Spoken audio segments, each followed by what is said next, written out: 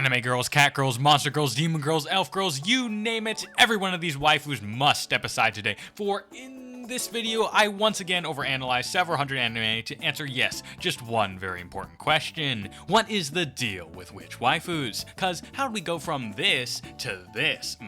Years ago, one named Mother's Basement spoke of such a witch waifu, and in the ever volatile waifu market, predicted the witch waifu to be a worthwhile investment. Yet how are we to diversify our waifu portfolio without having any clue as to our predicted return on investment, i.e. where said witch waifus come from? We speak of passive income, yet how are we to pitch to the investors without hard empirical data to back it up? Today, we shall answer these questions and more on the origins of the witch waifu. Please end my suffering, but before that, be sure to subscribe, because to understand how we got from burning the bewitched to being bewitched by the witch, we gotta find out where said witch waifus come from, and then figure it out from there. Naturally, our first instinct besides bark down bad is to say that witch waifus must come from normal witches. Step 2, what counts as a quote normal witch? Once upon a time, before waifuization took over this land, witches were villains in the literature, as in Wicked Witch of the West type shit, and even further back, witches were what people called that one woman in the village whose husband died years ago that doesn't go outside very often and said something mean about that guy's hairline one time. And by the way, our crops failed this year and we just so happen to have a bunch of flammable material nearby used for this exact purpose. Holy crap, she weighs the same as a duck. We have our verdict: burn, burn, burn. To say the least, these were not the witch waifus we know today, but are what we would classically define as witches. Of course, just as magic and alchemy evolved into the age of reason that we live in today, so too did we eventually realize that maybe witches aren't real, and we should maybe stop burning people just because we don't like them. Meaning that witches became strictly products of fiction, at least until we can get Metaverse plugged into the Matrix fully immersive VR MMO Cyberpunk Sword Online Gunu Genshin clone game that releases in 2099, where we can finally fulfill our lifelong dreams of cat girls and witch waifus, by which I will immediately make myself a female character with massive tits, just to see what it's like, obviously. Okay, but first we gotta understand what a witch waifu is. As an unbiased source, I'll use Elaina here as our primary example, for no particular reason, of course. As you can see, while witch waifus are not the most complicated of the waifus, there is a great deal of appeal in their relative simplicity. However, they still differ from classical witch depictions in several obvious and key ways. On one hand, we have green old witch with warts, and on the other side, we have perfection. This quote, dichotomy end quote, is crucial to defining the witch waifu, but there are still many more subtler features of them we must cover. The first is that of big hat supremacy. All witch waifus look best with a witch hat, there's no doubt about it. Second is that witches are usually intelligent, with witches in the past being burned for being too much so, obviously not allowed for women at the time, while witch waifus are simply hotter because they have the big brain. Next is their ability to cast magic. Magic means usually, but not always, a broom to fly on, and casting spells that can do things like wind magic or giving yourself cat ears or whatever your heart may desire. More importantly though, for witches to become witch waifus is the cute anime girl aesthetic, because although Elaina does have a robe, it isn't the plain robe of a generic witch. Clearly, there is cute anime girl aesthetic here. Elaina is just one middle of the road example, with Roxy kinda still having a mage robe, then to Azusa who is getting farther away, then witches in Yamada in the Seven Witches being literally just schoolgirl outfits with a witch hat, unlike Little Witch Academia. Either way, the cute anime girl aesthetic is crucial to the witch waifu. Moving on, witches were usually meant to be purely antagonists, while witch waifus are generally both, and are often either on the same side or are themselves the main protagonist. You could say that in the past witches were bad, but now we have witch baddies, you see, the natural endpoint of mankind's never-ending quest to produce a waifu of everything. With all this in mind, it is clear that witch waifus have many aspects that did not come directly from witches if you were to simply directly adapt them into anime, and thus these differences must come from somewhere else. And somewhere else is where we shall look, because after getting every show with a witch waifu and putting them into a large spreadsheet, standard procedure around here, we can glean some insights into the origins of the witch waifu in magic and anime. Because there is a second ancestor to the witch waifu, the magical girl. They share the same ancestral stem as the witch waifu, which is crucial to which magical girl fusion theory we will get to later. While technically both are anime girls that do magic, they could not be more different. What I will refer to now as proto-magical girls can be traced back to 1966 with Matsukai Sally, the first aired anime considered to be of the magical genre. There are a few other ones like this and that and some other stuff for a couple decades after,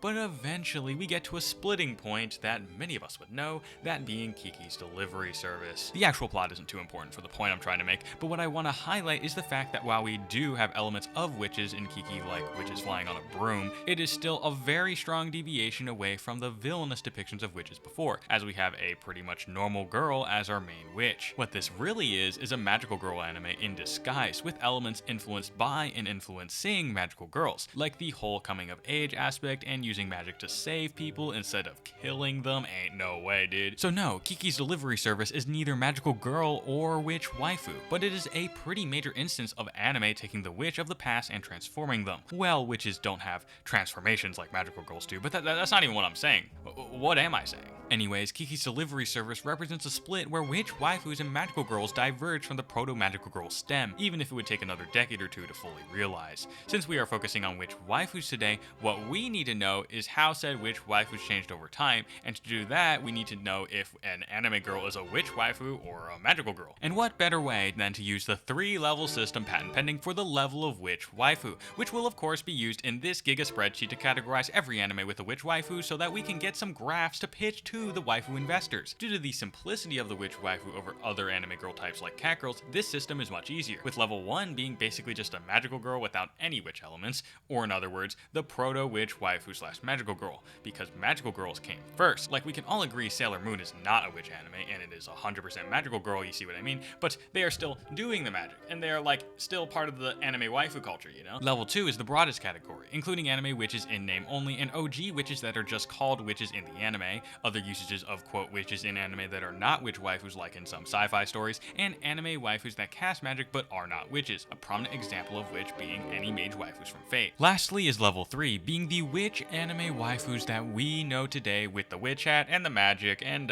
well, that's all the levels, cause I called it the 3-level system. Just kidding, level 5 is reserved for literally the greatest of all time witch waifus, and I chose them, so got them. And with this leveling system, we can finally do the thing. What thing? Well, surely we need data to back up our claims on witch waifus. Maybe what we need is to create a popularity metric for the witch waifu. Using anilist once again, we can simply gather every anime that contains a witch waifu and then record the popularity of that anime. Next, we simply take the total runtime of that anime with the witch or proto-witch in them, as longer shows is simply more anime than a shorter one. Unfortunately, as much as I wanted to redeem myself from last time, watching every anime to see exactly how many minutes a witch waifu appeared on screen is still not possible, so we must turn to shitty math to approximate it, which we will call the WC over MC ratio, a simplified version of the CC over TC ratio that I used in the last video about cat girls, except WC stands for, you guessed it, which character this time. The WC over MC ratio simply takes the ratio of main characters that have witch waifus in them, which can then approximate the time on screen they spend and therefore can be incorporated into our popularity metrics. Then, instead of taking a really long fraction for the supporting characters for literally no reason, we can just say that if there's one supporting witch character, that's 0.1, and if there's 2, that's 0.2, and just have a couple of exceptions when needed, and that's how it'll work. And with that, we can now bask in the glory of this graph, which is the popularity of the witch waifu over time. And for reference, this is the popularity of anime over time, which we can see that, yep, witch waifus get more popular when anime gets more popular, only the most insightful and hottest takes here. You will notice though that pretty much right after the 90s, we get witch waifus and more witch waifus. This is because, as always, almost all the modern tropes in anime got more popular in the 90s, and magical girls are certainly not an exception, with their popularity in the 90s directly preceding the popularity of the witch waifu in the new millennium. We can see this change pretty clearly by simply looking at the anime and witch characters being released in, say, the late 90s as opposed to the late 2000s, and looking at the anime and magical girl characters released in the same time period. What I mean is, if we look at magical girls, we go from Sailor Moon and Cardcaptor Sakura to Madoka Magica, but if we look at witches, we go from obscure anime nobody's ever heard of to Blair from Soul Eater and this part of the Lucky Star OVA that I will never forget for as long as I live. For magical girls, the anime that make up major pillars of the magical girl space were already well established in the 90s and remained major pillars 10 years later, but witch waifus weren't really a thing yet. Seems strange, especially if they were to come from the same root originally in anime, which takes us to the witch waifu fusion theory. For years, scientists and engineers around the world have been attempting to create an economical and net energy positive method to use nuclear fusion to generate near limitless power, solving the energy crisis and propelling humanity forward in technology and into the boundless cosmos. most. Similarly, the creation of the witch waifu also involves such a fusion, and surely will have an equally great impact on the human condition. The witch waifu fusion theory is that modern witch waifus formed as a result of a fusion between historical witches and magical girls in anime. The potential for witch waifu remained dormant for years, as although anime became more popular and witches did already exist as a concept, they lacked the impetus to form the witch waifu. That is, of course, until magical girls came along and changed the witches for the better. For one, they became not strictly evil since magical girls fight evil. They adopted the cute girl aesthetic anime tropes and the schoolgirl stuff, and then spread into other anime genres, as all anime tropes do and have. Basically, while they come from the same place, witch waifus could only come about from the magical girl trope being fully established, only to then remix and be reborn as the witch waifu, which explains what I was saying 5 minutes ago, or something like that. I don't know how long this video is, that there are aspects in the witch waifus that cannot be explained by simply taking a witch and adapting them into anime. They had to come from magical girls. Through this, magical girls and witch waifus form distinct branches of the great anime evolutionary tree and are no longer interchangeable, which is illustrated best in Little Witch Academia. What I mean is that if you know the plot of Little Witch Academia, or at least the initial premise, then you could argue that it sets up the idea that magical spells performed by witches are not the same as what a magical girl is, and that intermixing the two is frowned upon by witches in universe because they are fundamentally different in how they apply magic. Shiny Chariot, representing a more magical girl version of magic, being forced to fit in with the magic of witches, illustrates that there is such a difference between the magic of magical girls and witch magic that it warrants it being a relevant plot point. Therefore, Little Witch Academia proves that by that point in time, witches and magical girls were definitionally different, and through the past decade or so in anime, we now are in the modern age where we now have an abundance of witch waifus. This is great because there are many aspects of the witch waifu that make them hot, like the hat which we discussed earlier, the variety in outfit design distinct from normal witches, the intelligence of someone that knows a vast variety of magical spells and potion making, and often a temptress nature that definitely does come from the witch temptress ideas of the past. And of course, we can't forget about our Lord and Savior, Elaina from Majo no Tabi Tabi, or Wandering Witch Journey of Elaina. Fun fact, I have actually about, I have no idea. I think, hold on, let me count.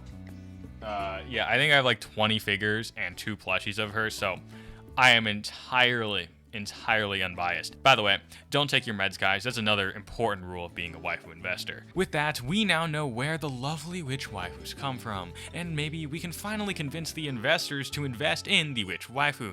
Here's my tier list of witch waifus. Take a look if you want. Elaina is S tier. We win these. All right, so my upload schedule is actually so bad that I don't even know how to write outros. In fact, it's so bad that I'm reading the script and it's actually no longer even relevant because it's that fucking old. Hey, at least you made it to the end, so we can fix one thing here.